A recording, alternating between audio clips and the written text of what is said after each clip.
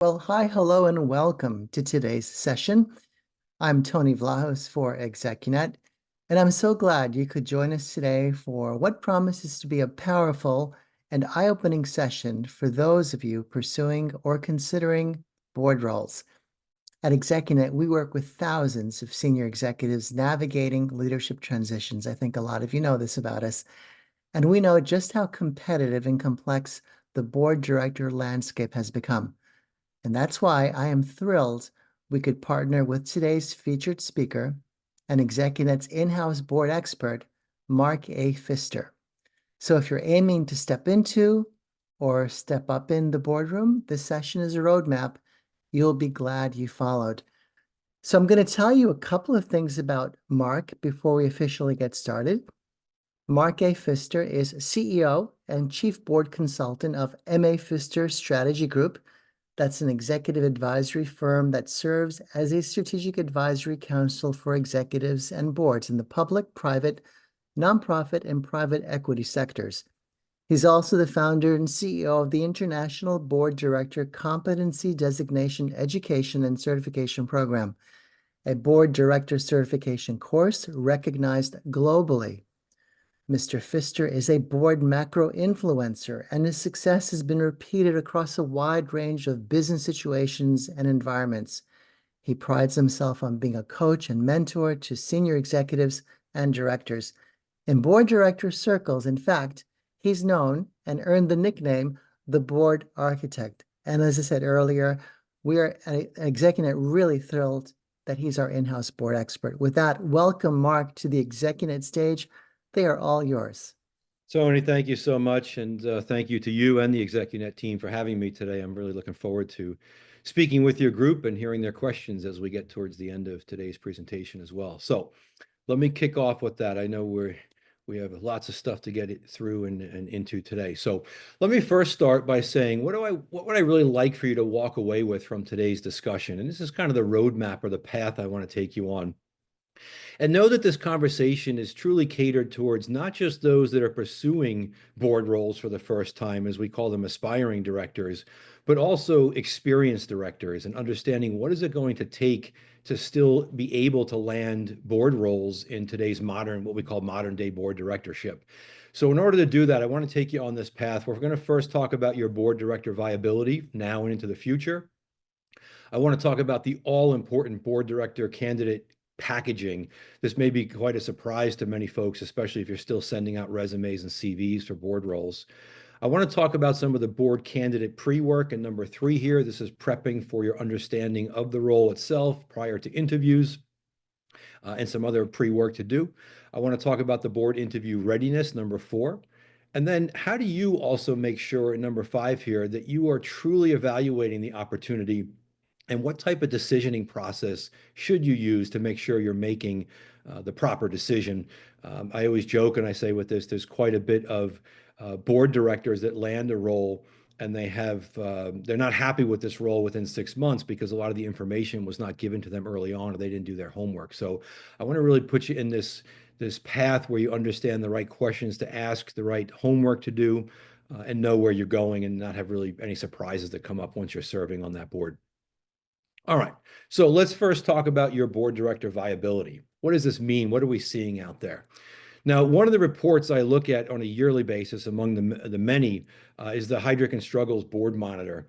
And we're still waiting for this to come out. Usually end of May, early June timeframe, we see this come out on a yearly basis. So we're still looking at 2024's report until 2025's come out. But based on the history of the previous few years, we've seen pretty steady trending that shows the following, that a high percentage of board appointments in public companies went to first-time public board directors. Now, this is a big change from decades ago where we saw pre-existing public company directors. We used to call it director laundering, where just because they served on previous public company boards, they were just being laundered around to other boards and serving in this endless loop. That is no longer the case. I'm going to talk a little bit today about why that is and how you can infuse yourself into this trending to really play as much as possible in this realm for these, if you're looking to land your first board role.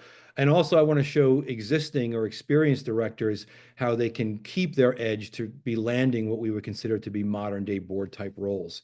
Now, some of the additional trending I see firsthand, I work with boards around the globe. This is not just a US based trend, we're seeing this globally. But we're also seeing this other standalone area, I'll call it, or maybe a carve out from this trending, where there's also high trending opportunities with areas that boards are looking for. This is inclusive of expertise areas such as technology, cybersecurity, AI is a big one, as you can imagine right now, human capital, which is a little bit different than human resources. It's the investable side of the human resources, investable asset side, and of course, risk. These are areas you really want to try to be focused on to give yourself a leg up above and beyond what your day-to-day expertise is if you're not in these industry or these focus areas. So this is quite good trending for those that are looking to land their first board roles. Now, who are these boards looking for even more deeply? And this is kind of an exciting trend we've been monitoring and researching over the years. We've seen this for about the last 12 to 15 years. And let me touch high level on a few of these. So designing a board with mixed industry makeup. I tell you, in the research I've been doing on quite probably 2 decades now, and my book is on this premise also. Modern day boards are looking to have no more than 25% of the makeup of the directors from the industry in which that company serves.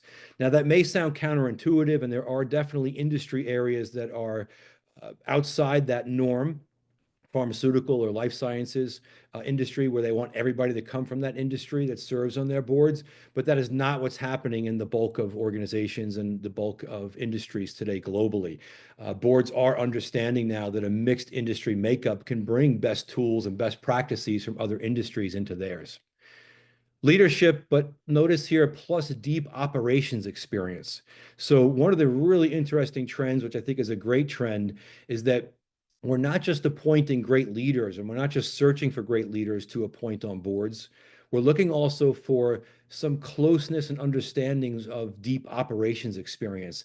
And we say this because some of the so-called best directors can come up with great strategies, but they're not able to be right-sized for those particular environments in which they're serving for those companies. So we look for current operations experience to really show that any type of strategies they propose or they question or they guide the CEO in an organization, we want to make sure those will be able to be right-sized for that organization.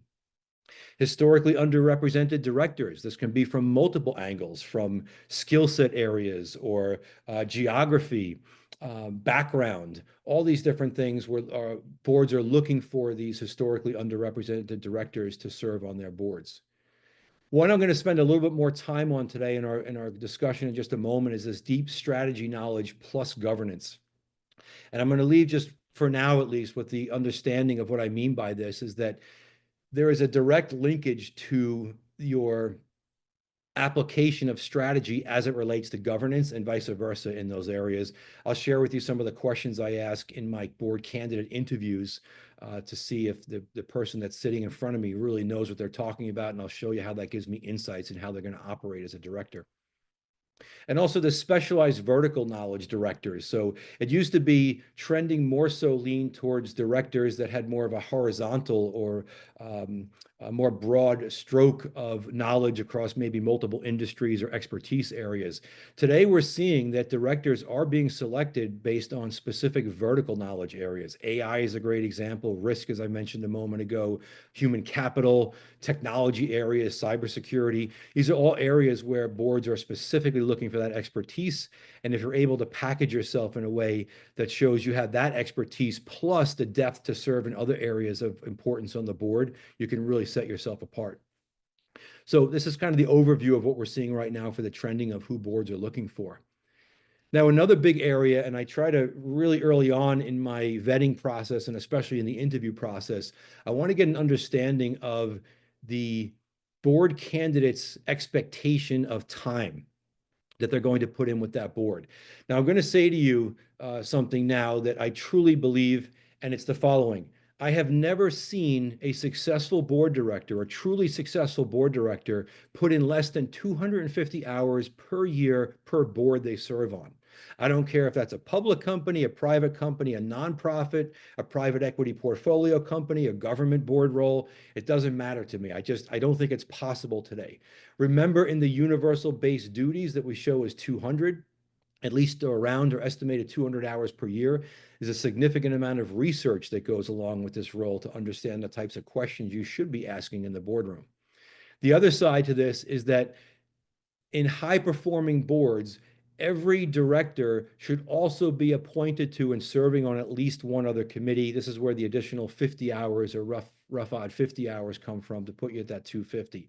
I am not a fan of what they call directors at large, where there are committees, but you happen to be a director of that board that's not serving on a committee. It doesn't set the right precedent. It doesn't even allow you to ask some of the right questions, not having the ability to work more closely in what we call the workhorse areas of the board, which are the committee areas. So know that going into this, if you're an aspiring director or if you are a modern day director, know that you need to be willing and able to dedicate the proper amount of time to be a successful director, or you might as well not even really approach this for now or into the future. You have to put the time in on this to make it work. All right, let me touch on this board candidate packaging. And this is a way very early on to understand if the candidate, aspiring or experienced, has done the research to understand how do you properly submit for a board role. And I'll start off this discussion with a recent example. 2 weeks ago, at any given moment, I'm working with a nominating committee and a nominating governance committee. And in many cases, I'm helping them build out their process for vetting and appointment of directors on their boards. In fact, the trending in recent 5 or 6 years has been that many boards have pulled the end-to-end process, including the search, the vetting, and the appointment and the onboarding processes back fully into the nominating committee for multiple reasons. In some cases, they don't want to pay the finder's fee or the placement fee, which can be in the hundreds of thousands of dollars. And boards now are also expecting more from their nominating committees. So they're looking for these roles and these obligations to be pulled back into these committees. So let me start with saying, how do you set yourself apart regardless of who is overseeing this process? And I'm going to start by saying that you should never submit a bio, what we call a regular bio, a resume, or CV. I'm going to explain why in a moment we don't do those things. And it's a very easy way for us to understand if a candidate truly has done their homework. Where I was going a moment ago was this recent client of about 710 submissions for a single open board role that they were looking for. Only 12 people submitted properly as we view proper board directorship submissions. What you should be submitting are called board documents. They are very different than a regular bio. They're very different than a regular resume and very different than a regular CV. Keep in mind that resumes, as an example, were designed for employee level positions, maybe even management level positions, where you list your title, the expertise, the things you accomplished. That's not how you make a great impression as it relates to a board candidacy. CVs also, in many cases, we see things that are submitted. They're calling them their board CVs. They're very more closely aligned, as far as I'm concerned, to an academic CV. It's still not pulling out the areas that we would view as important as part of proper board documents. So what does this mean? So first off, know that a job resume or CV, it guides you down the path of sounding more like management and less like leadership or governance material. So you want to put the efforts into creating these documents that we call board documents. Now, the high level of this, when we say board documents with the S, that includes two areas, what we call your board bio, which is very different than a professional bio, and your board document. I'm going to get into both of these. Note that the board document, along with the board bio, sits within your board documents. We like to say also you should have a proper board director cover letter for any role that you're submitting for. Now, what does this mean? So I'm going to use this silly hand gesture but I still think it works quite well to describe what I want to get across here. When we look at a traditional professional bio, it looks like an hourglass. It goes from a very wide viewpoint summary, then it drills down, then it goes wide again even includes maybe education or college that you had decades ago. The difference with a board bio is that we are looking at a funneling effect in a proper board bio.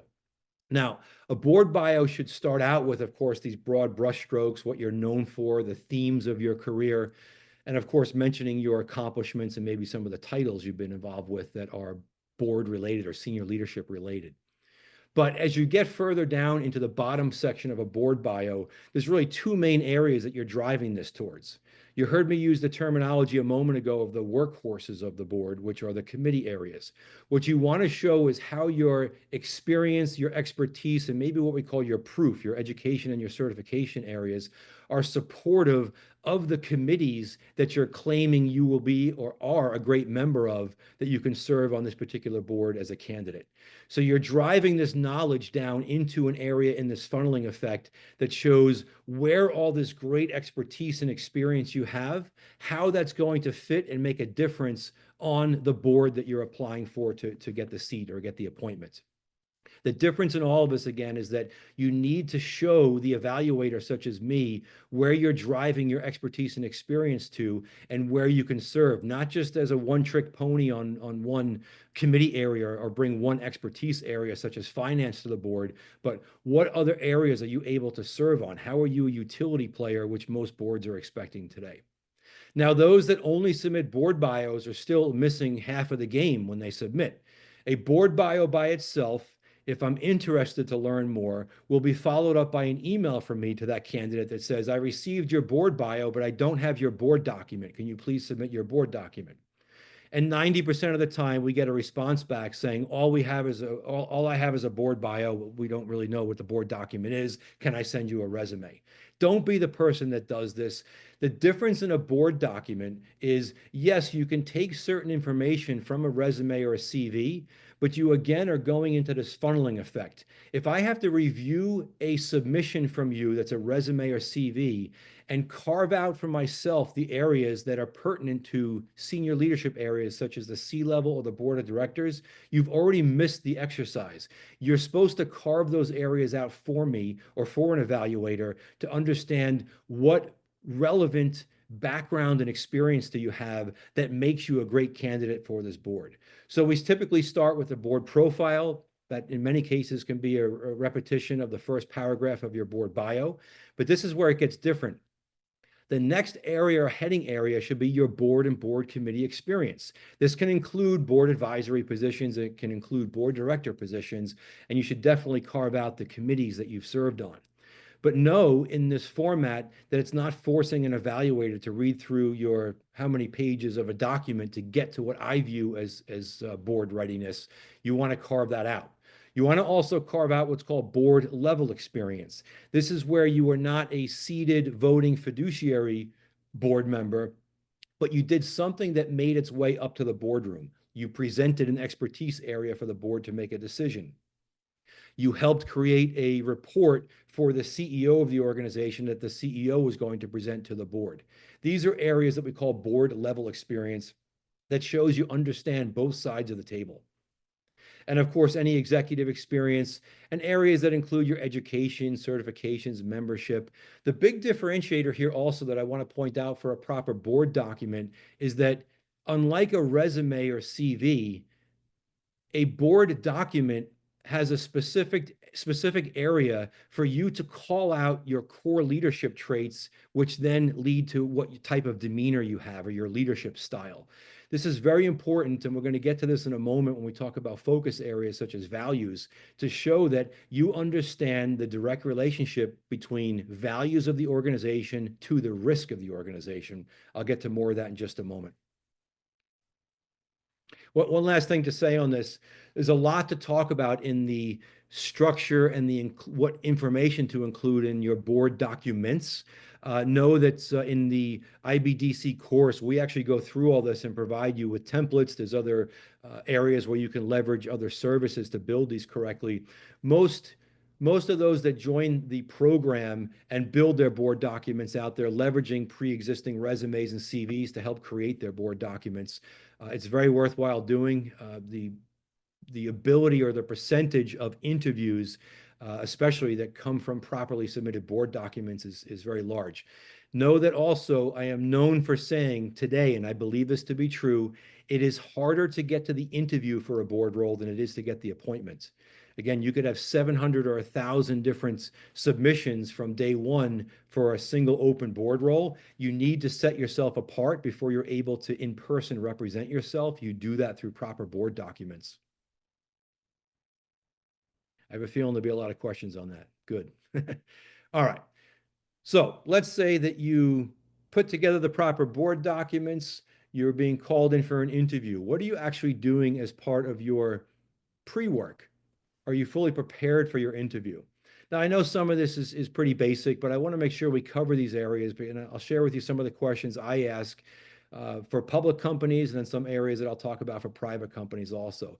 So we all know that public companies are indeed that. They're public. We can find out just about everything that we want to know through their annual reports, their 10Ks, their 10Qs, proxy statements, any public releases. I will tell you one of the ones I rely very heavily on are the 8Ks, anything that has a material disclosure that's required by that public company to mention.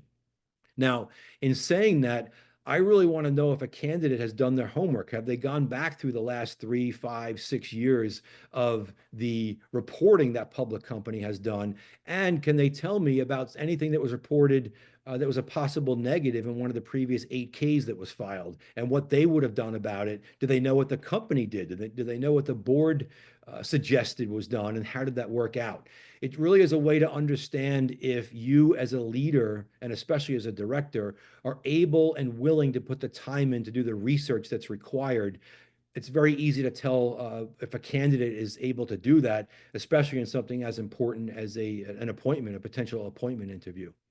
Now, private companies, we know, typically we can only find out what's been publicly released.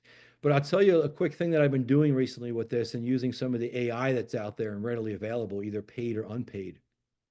I just did a search on a company yesterday that had reached out to me. Here's what I put into the prompt. Tell me about XYZ company. I'd like the good, the bad, and the ugly. You can't believe the report I got back from that stuff. I wouldn't even know how to find myself that the AI pulled out of, I would say, thin air. You have to do your homework to make sure these things are correct, of course, but you'd be amazed at the amount of information that in a matter of seconds, AI can pull from databases and other publications, even from many years ago. Use that to your advantage. Know that nonprofit organizations, here is really the third area, have a lot of public disclosure, the Form 990s in the US, annual reports, and a big area too are the goals and the strategic plan, which most nonprofits will publish that information on a yearly basis. Good to know. Do your homework, make sure you're in the know before you go to these interviews. Now, another thing to mention, and this is not known to many directors, even experienced directors, is what we call a board pitch book. So for all of the boards I work with as a consultant and advisor, and I like to say that boards are adopting even further this process right now. If a board is looking for the proper directors, they should be creating what's called a board pitch book, or what they sometimes call a board director invitation. And this is in many cases a very short presentation. I like to create them around 12 or 15 pages, and they are giving the background of not just the company, but also, very importantly, the board structure and where this board feels that an incoming candidate or appointment would fit. What exactly are these alignment meetings or these alignment items, and understanding a little more detail of your organization. What's an interesting outcome of doing this for a board is that as the board is going through the decisions on creating the board pitch book, it's actually aligning the board themselves to what they want and what they want to become and what they want to do. So I leverage it somewhat in a way of not just making a candidate feel very comfortable with what the board's looking for, but I leverage it even further for a way to bring the board together and understanding what they're going to do, what type of candidate they're looking for, and what the next 5 to 10 years of their board could possibly look like. Certain things such as D&O, the protections, and maybe compensation, we leave out in what we would call a phase one board pitch book. But once we get to the finalists, maybe that's a finalist group of 3 or 10, up to 10, we would then include those areas to make sure that these things are in expectation and alignment with the candidate. Sometimes the candidates will self-vet themselves out of the process. These are good things. You want to know who's aligned with you. You don't want to spend all this time if there's misalignments early on. You can really do this in a great way with a board pitch book. It also sets the right tone that you are a board of distinction. You are a board that does its homework. You're a board of proper communication. You're getting your point across in a very direct and compact way. Board pitch books are exactly the way to do that. All right. Another area. How is the board structured? So it turns out that there is an effective strategy and approach and formula for this. I spent years, probably 12 years of my life, digging into boards around the world that I work with and wrote a book about this. And there's 3 areas where you can truly design, or as I like to say, architect a board. And we won't be able to, in our time today, go into all the details of this, but I'd like you to be familiar with the terminology here, where we talk about a sphere of influence is kind of the step 1 area here. That's the skill set and competencies and experience. You'll see that operations expertise peek its head out again, all around this ability of having a core leadership competency. This is typically the expertise areas and the experience areas. We view these more as the vertical expertise areas. When it comes to horizontals, we call these planes of congruence. This is a way to look across the entire makeup of the board. It could be looking at different demographics of how you want the board to be made up. How you want certain expertise areas to shine through. Maybe you want half or 50% of your board to have deep strategy expertise. Maybe you want, as I mentioned earlier, 25% of your board, or you're aiming for 25% of your board to come from the industry in which that company serves.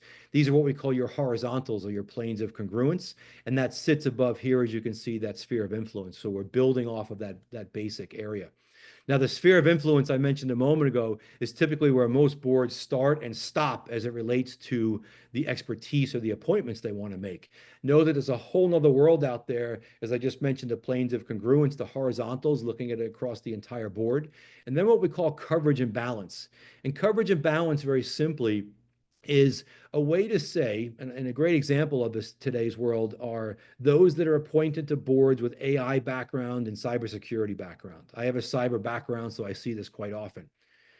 If only one director is appointed to a board with cyber background or even any type of technology background, nobody is able to challenge what that expert has to say. So you want some balance and coverage on the board. It may not be another SME on the board, a subject matter expert, but maybe someone else who has some sort of deep experience or deep knowledge in that space. So there can be challenging discussions. There can be proper questions that are asked. We do this by doing overlays, and some of these can become quite detailed with hundreds of models based on candidates that are being put through.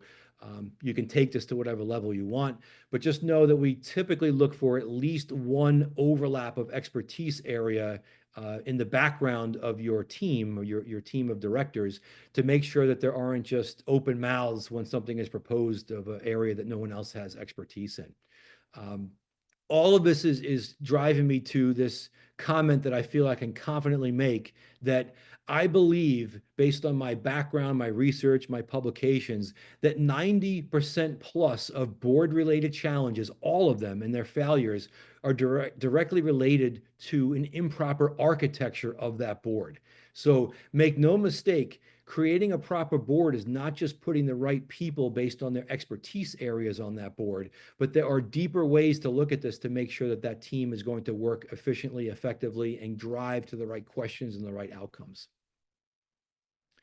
Now, if you want to read more about this, I do have a book out there about this. I don't want to sound like I'm pitching, but for many, this is a new area of understanding of not just how teams work, but more specifically how boards work.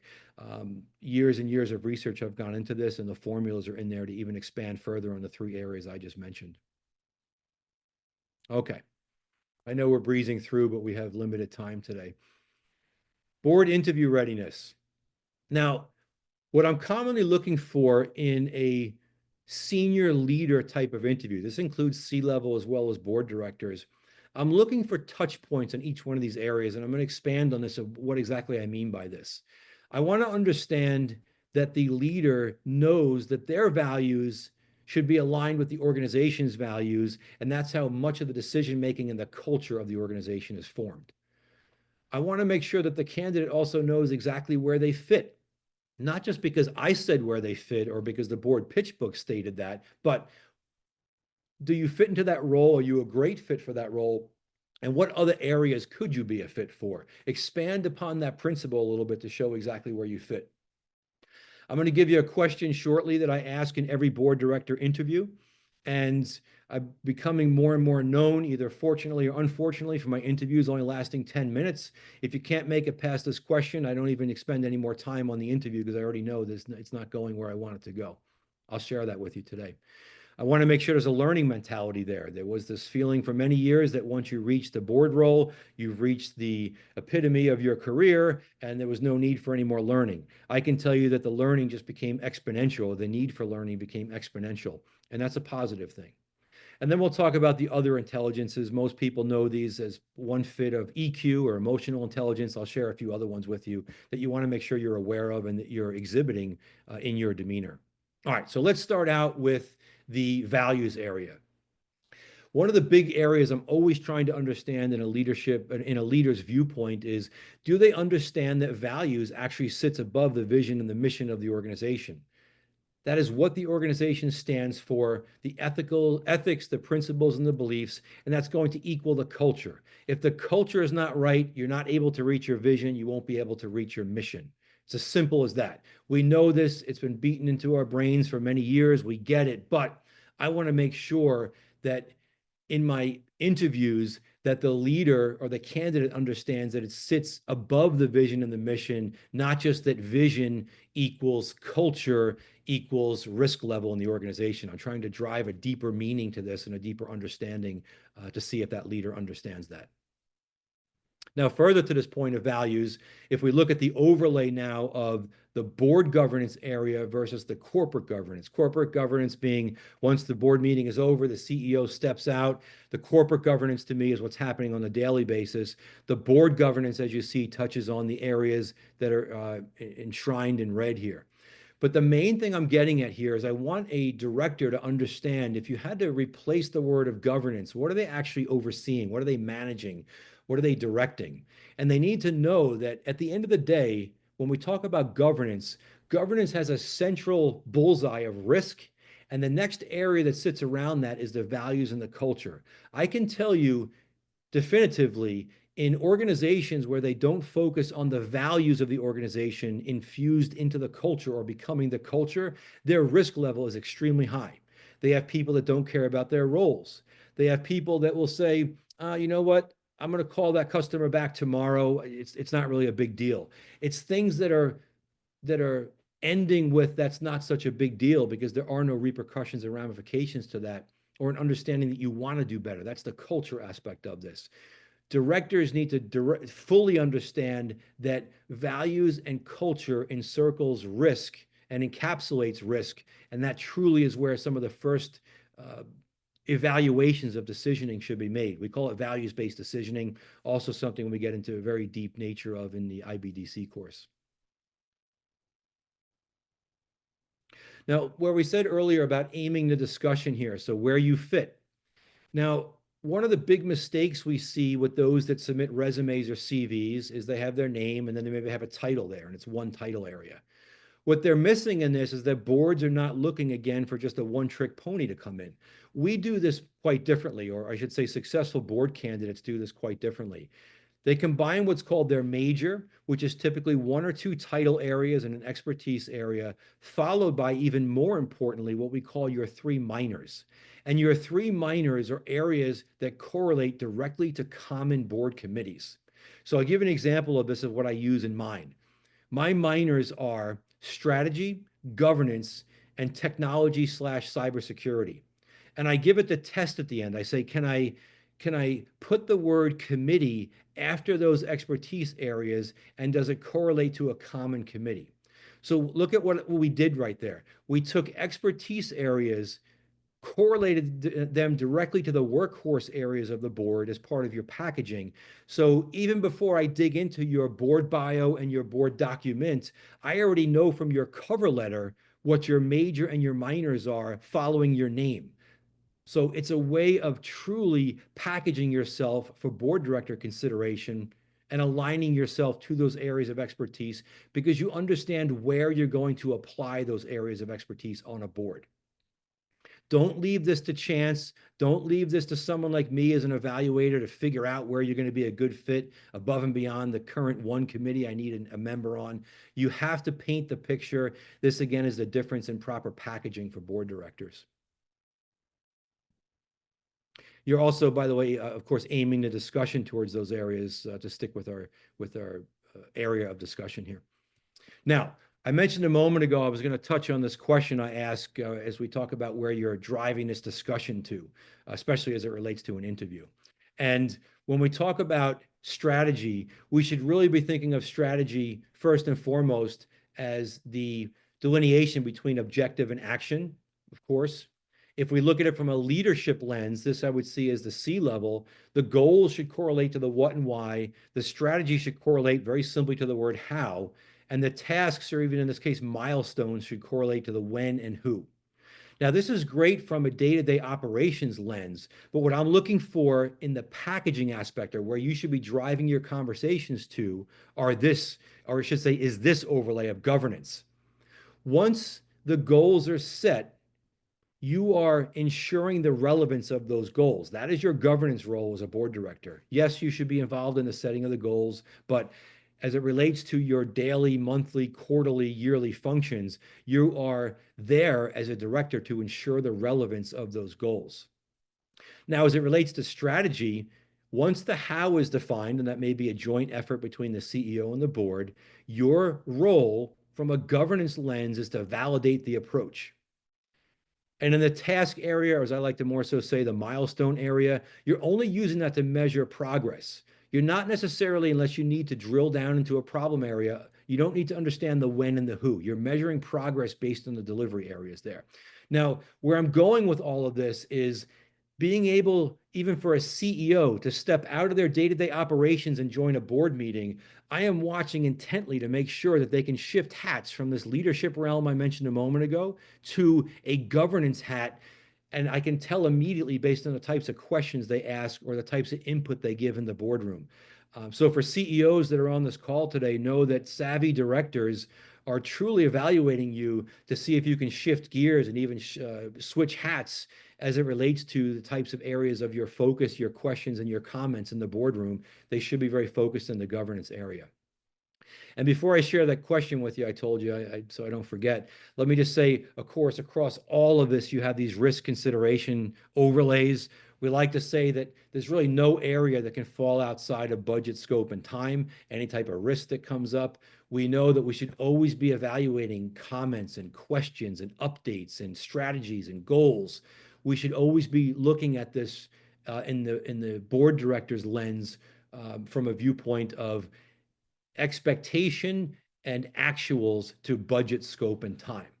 Now, let me share with you the question I ask. And as I mentioned, I try to ask this always in the interview in the first 10 minutes, because I know based on my experience now that there's no way to fake this. And the interview is really it's not worth continuing on if this question cannot be answered. And as I ask this question, I want you to look exactly at this particular chart here. Here's my question. Tell me about your understanding of the interrelationship between strategy and governance. Now, the reason that question is very important is that if you're currently on a board, you see this also. If your board frequently goes off on tangents and you're talking about things that are very drilled down in the delivery area of the task area, or you're refocusing the majority of your board meeting on goals once they've been set. Yes, we want to evaluate and make sure they're still relevant, but the majority of most board meetings should actually be focused on the validation of the approach of the strategy. So when I ask this question of their understanding of the interrelationship between strategy and governance, what I'm going for is some sort of answer that aligns to the fact that they know where they're spending their effort, their focus, their questions, their comments. They're probing where they're spending the effort in their time in the boardroom. We could even say in their committee meetings. They are there for a majority of the time to validate the approach of the strategy. Know this, understand this. We go into, again, I know I mentioned this, a lot more detail on how to really make this make an impact. We talk about this in the course. But from a high level viewpoint on this, know that you need to be able to answer that question without any hesitation to understand, to make the evaluator also understand where you would drive that conversation to if you were indeed in the boardroom. You can also use this philosophy and this approach and this roadmap to actually guide the discussions in your interview to show that you are a person that's actively practicing this approach. All right. Also aiming your discussion, you want to get across that you are a person of continuous learning. We call this your career trifecta. So most people have expertise, which is your know-how. Most people have experience, which is the application of that know-how. Know that there's a third area here. I will honestly state that no director has been appointed solely based on the fact they have education and certification areas. However, I will tell you that it's very common when we get to the final 3 candidates or the final 2 candidates for a position of appointments, we will look at the education, any certifications. It helps us understand if they're viewing board directorship as a discipline. So keep in mind, there is a balance between these areas. Know that one may not lead the other depending on the role, but you want to try to keep a balance. And every year, as an example, I recommend to others, and I do myself, I do an evaluation, honest evaluation of myself to say, do I have the expertise, the experience, and the certification areas that I view as balanced, or do I have to put some of my efforts this year into that area? Could be focusing more on getting the expertise, the learning aspect of it. It could be going out and getting a third-party outside body that also says that, yes, we also agree that Mark is great in this area. Those are the types of things, know, that we're looking for when we do evaluations. All right. And another area here we call the other intelligences. Know that many people are familiar with emotional intelligence. I will tell you that only scratches the surface of things that you want to really try to get across that you're aware of and that you actively practice. 2, just to pick out off the top of my head, mindfulness intelligence. This I view as the more proactive aspect of EQ, whereas mindfulness is allowing you to read the room or the folks you're speaking to understand how something you state is going to be received. It's very important. Emotional intelligence to me and to many is the reactive approach to some sort of outside stimuli. In the case of mindfulness intelligence, this is the proactive aspect. The balance of EQ and MQ is quite important. You want to make sure you show that you have an understanding of those things. Quickly to mention about it, what we call adversity intelligence. This, if I had to use a more common word, I would tell you the word grit. Nobody was more disappointed than me to have to include this as part of a board director's evaluation. We would used to say, of course, someone that's in the C level or on that path or the directorship level has grit. I can tell you that COVID brought out a lot of scenarios where we lacked grit in the boardroom or with individual directors. So now we measure for that. We ask questions about that. We ask for specific examples of hardships that were overcome and the types of emotional reactions that the leader and their direct reports had in their approach. So know that there is more focus that's going down the path of looking into AQ or adversity intelligence, which is grit. All right, let's talk about some of the decisioning process areas. These are pulled directly from the book. You want to know and ask yourself, honestly ask yourself, if the board you're going after an appointment for, is this board truly successful? I'm not talking about the company, I'm talking about the board. Is the board making a positive impact? And is this board respected? I will tell you, I turned down at least 9 or 10 board appointment offerings a year because I feel like some or all of these areas are missing. I'm going to spend my 250 hours roughly a year in an organization that I'm going to grow in. I'm not trying to sound that I'm being, I'm not opening or expanding what I can learn from those boards, but I want to make sure that I know this board is on the path to be successful. I want to make sure that they are aware of whether or not they're making a positive impact and are they on the right path and are they respected. There are many boards that are simply not respected out there. If you join those boards, you're starting from well behind the line of even breaking even, I'll say. Um, Ask yourself these questions honestly. And look also for these 5 areas of whether or not a board is living up to its mission. Again, is it promoting meaningful action, not just internally, but externally? Is it fostering accountability? Are they giving examples to the CEO and the organization that show that the board is actually watching for and measuring the accountability of the organization? We talked about trustworthiness. Are they conveying trustworthiness? I give some examples in my book of this where the board was actually undermining the organization above and beyond the CEO in terms of the trustworthiness of the overall entire organization. Boards should indeed grow networks, but don't take this the wrong way. I'm not saying from a standpoint of raising capital in those areas. What I'm talking about is expanding knowledge areas. So you as a director should be able to reach out to other experts in areas that you need expertise or need answers to expand your knowledge base. And know also that boards provide mediation that can be between members. I sometimes laugh when I talk about family office boards here, where sometimes family is not as, they maybe don't hold the same decorum with one another as, say, a professional board for a public company. You want to be able to know that this board is able to live up to its mission through proper and positive mediation of disagreements or things that are happening within the organization. We mentioned about proper board architecture. This is another area that you should place deeply into your decisioning process. The vertical considerations, you probably remember from a moment ago, sphere of influence, that's the board's expertise. The horizontal correlates to the board's character, and the coverage and balance correlates to the board's depth. Are there, again, more than just one person on that board that understands a certain expertise or topic area? Use this as part of your evaluation. And know that properly architected, we could replace it with the word structured. I like architected because it's more proactive. Properly architected boards help ensure the adherence to the responsibilities simply based on their structure. So it is a proven fact that boards that are structured properly are actually more successful with their governance and with the strategies of those boards because it's inherently built into their process. All right. One last area here before we go to Q&A, Tony. I hope I'm keeping on time here. So in your opportunity decisioning, you need to make sure you're protected. This is one of the most misunderstood areas, and it's another reason why we spend a lot of time on this in the IBDC course. You need to know if you are protected because the corporate veil is not what it used to be in terms of your protection, especially as a director. So let me review this very high level and know if you want to dig further into this, you have the ability to do so.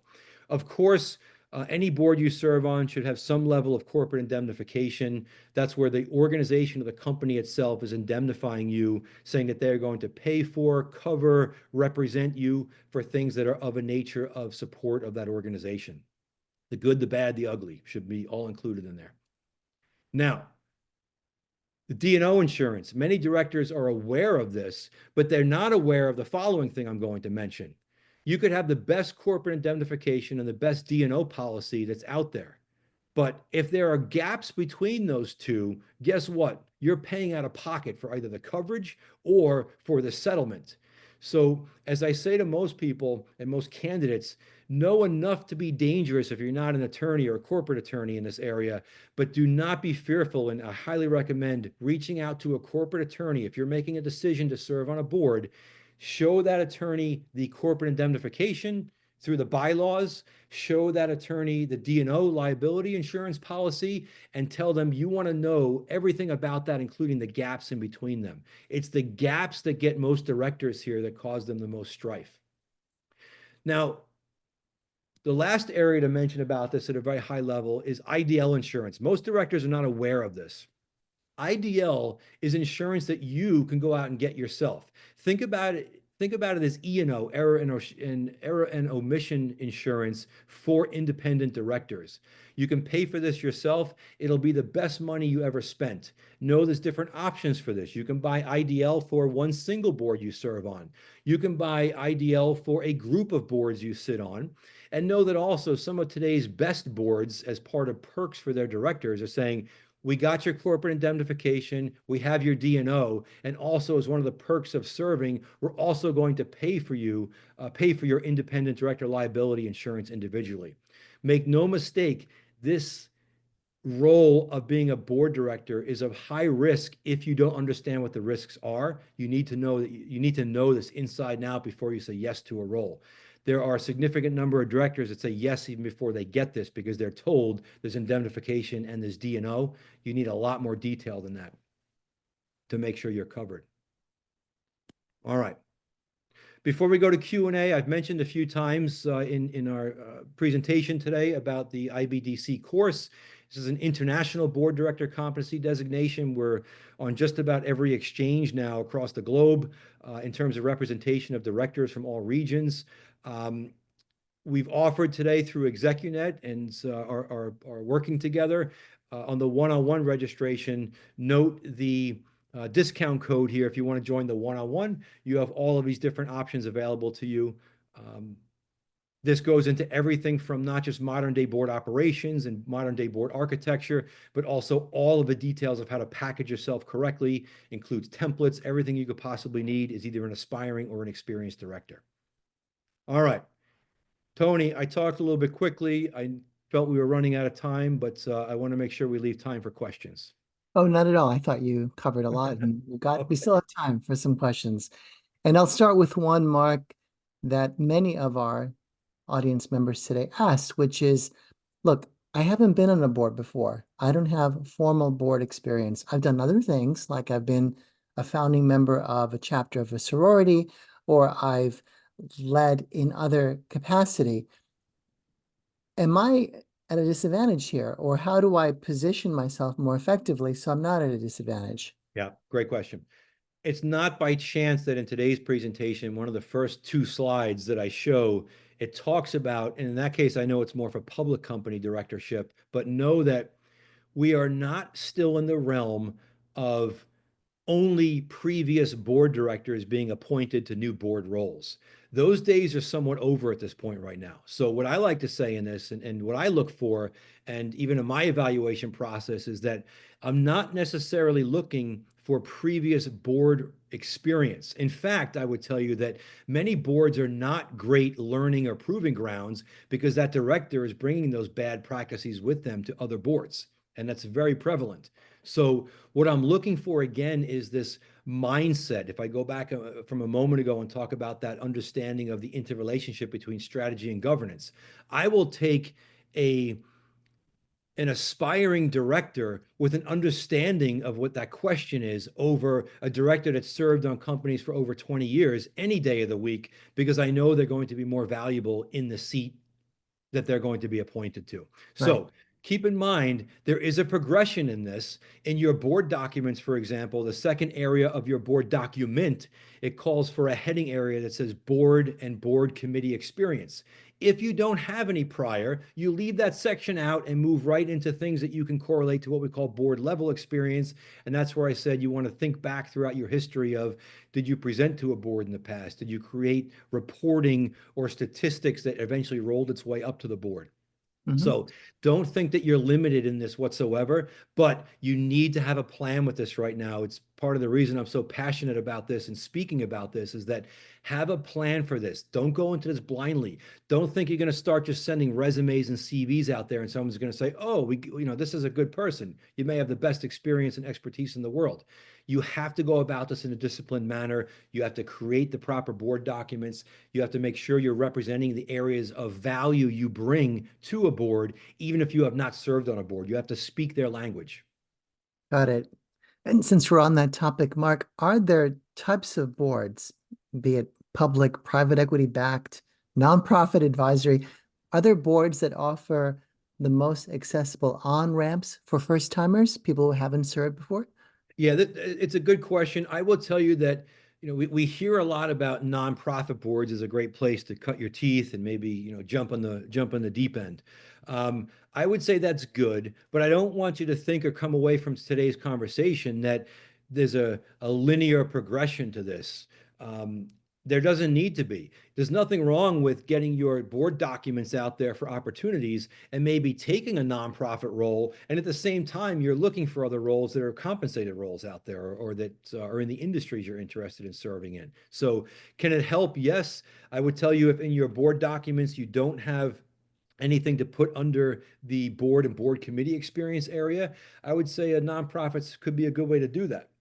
Okay. But I also know a lot of frustration can come from working with nonprofits where the structure we're talking about is not there.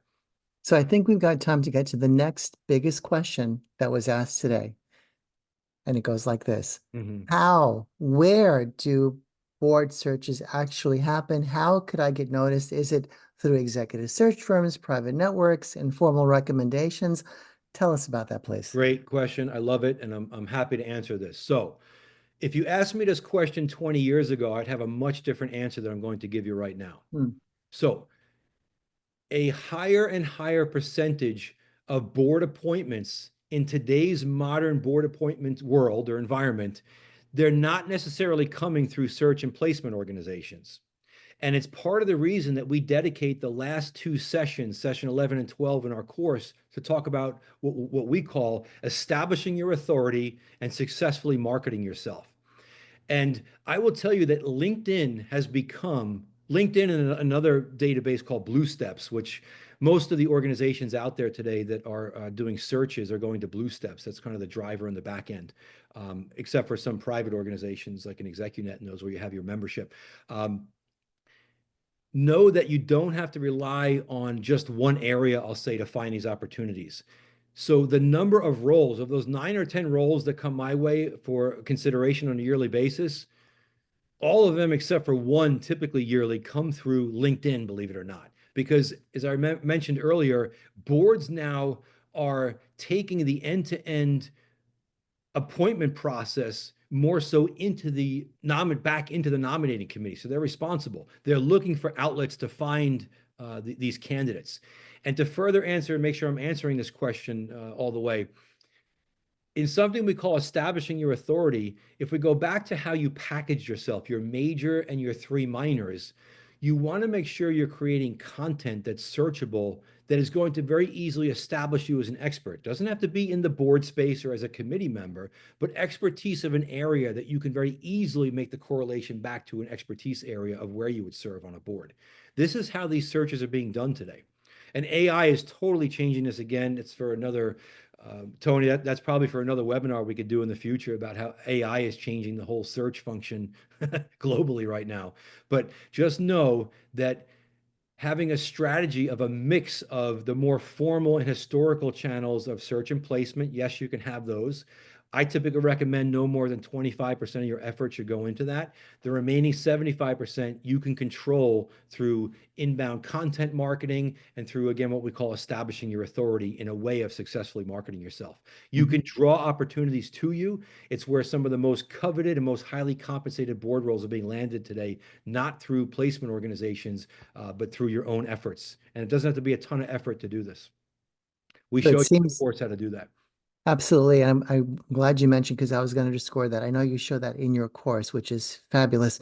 I imagine as well you would cover what a board-focused LinkedIn profile may need to look like because you mentioned that's a prime avenue for board directors to be discovered. That's correct. And one of the things to say is once you've put the effort into creating your proper board documents, you know kind of exactly what you're going to pull from that and place into your LinkedIn. Some good examples of this at a high level are people have way too much content on LinkedIn. Where as it relates to their title and the years they work somewhere, and then you expand upon the summary of all the things they accomplished. One of the things you have to remember when you're pitching for roles or going after roles in the C level or the board level, you have to you have to know you've already arrived. The more you try to sell me, the less highly I look upon your submission. So, if you look, for example, at my LinkedIn, I list the title, the company, and the committees I served on, period. That's it. If it was C-level positions, maybe a short 1 or 2 lines of the description. less is more as it relates to how you package yourself, but you want to be very strategic and have a plan for this. This is why we say if you do your board documents correctly, a lot of that you can convey over into your LinkedIn profile, inclusive of your major and your minors, which become your subject line. Mhm. On that note, Mark, thank you for making time for sharing your deep insight. Thank you all for tuning in today for your marvelous questions as always. And last but not least, follow that link, board education certification details. With that, thank you all. I wish you a pleasant day. Bye for now. Thank you.